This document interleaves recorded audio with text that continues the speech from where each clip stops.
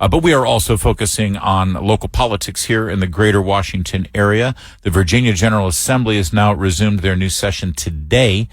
And Do No Harm organization wants to bring to your attention a couple of issues here, specifically a new bill that would force medical professionals to get what's called unconscious bias trainings in order to get a license.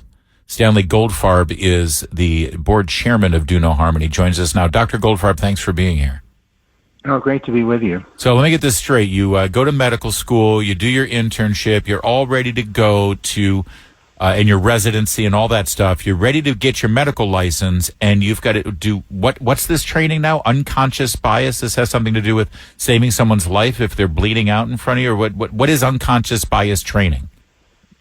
Well, the basic idea is that there are healthcare disparities. We know that some populations, particularly Black individuals, Black communities, tend to have worse health outcomes.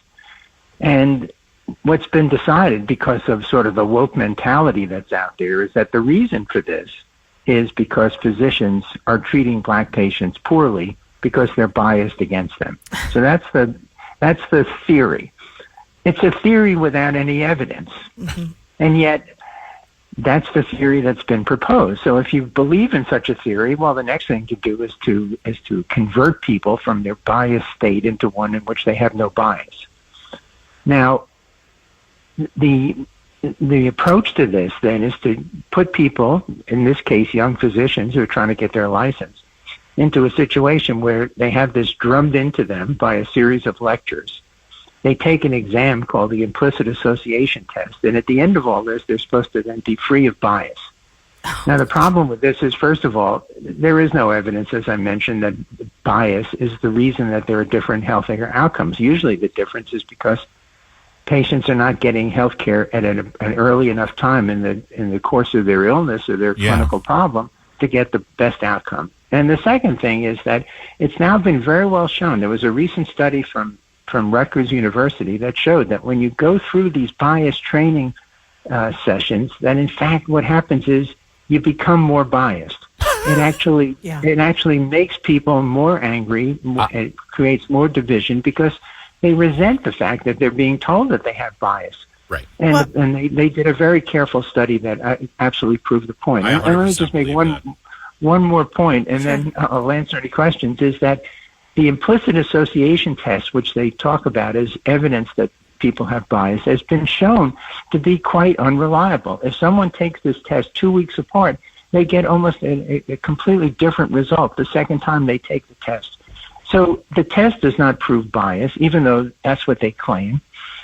Bias itself is not benefited by having these kinds of sessions. And thirdly, there's no evidence that bias is what underlies healthcare disparities. So for all these reasons, this is a bad idea. And in fact, there are other states that have done this. Our organization has in fact put out a course on implicit bias that in Michigan, and we're having one that's coming up in Nevada as well, because we want to show physicians that, in fact, that's not the case, and they need not worry about this, and they should have a very different attitude towards all this. Doctor, there's another part of this that's really disturbing, is that when you say that the reason for these disparities, if you blame it all on racism and have everybody go through this unconscious bias and implicit bias training, you're ignoring what could be the actual cause. And doctors are then perhaps they don't know what the actual cause is and don't know how to tell their patients how to improve either their own behaviors or perhaps give them medication that will help them or add different foods or exercise or whatever it is. Isn't that true? That if you can just dismiss these disparities, then there really isn't a problem. It's just bias. That to me is going to lead to even worse outcomes. You're absolutely right. And that is the point, that if you go ahead and have the wrong diagnosis and the wrong therapy for any problem, you're not going to have success. Yeah. And, the perfect example of this is the question of maternal mortality. Mm-hmm. Now, maternal mortality is much higher in the Black community than the white community, and in Asian communities, and even in Latino communities.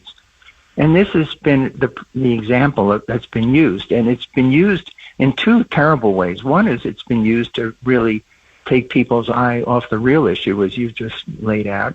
The second thing that it's done is it's scared the hell out of black women that are afraid when they go in the hospital they're going to die if they have a baby. Now, 2 points about that. First of all, when you look at the problem and look at the data associated with high maternal mortality in black people, the way they calculate maternal mortality is to include, in some states, a year after delivery, or in some states, 6 months after delivery. So the issue isn't that they come in the hospital and have a terrible outcome and die. The issue is there are a lot of illnesses associated with being pregnant. And the biggest problem is that black women tend not to get prenatal care in the first trimester. Yeah. And if they have hypertension, that's going to put them at great risk. So that's the perfect example of what you're saying.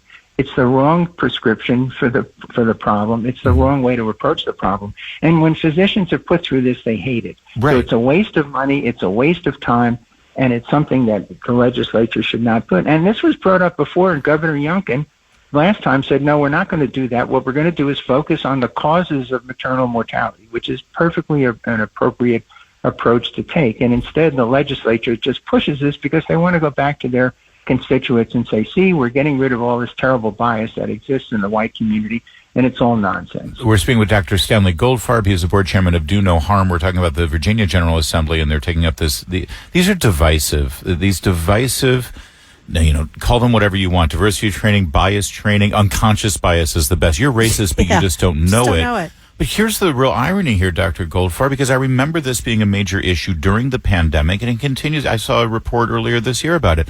There are healthcare disparities in Virginia that are very tangible and very real, and you can look at the numbers, and there's no doubt that it exists. But it has nothing to do with race. It has to do with whether you live in a rural area versus an urban or suburban area. So all of this racial bias stuff is going to put a whole bunch of money and a whole bunch of attention right where things are actually pretty okay with regard to healthcare disparities in Northern Virginia, in the Tony expensive areas of Fairfax and Arlington. But where they really need some focus is in rural areas where people literally don't have cars and they can't get to a doctor down in southwestern Virginia. That is something that should be addressed. Yes, what healthcare systems need to do is to figure out how they can extend the care that they provide in their local communities out to communities further away or communities that have less access. There's no question. But that has nothing to do with race. That's not going to get any headlines or excitement. The therapy is access. But access works both ways.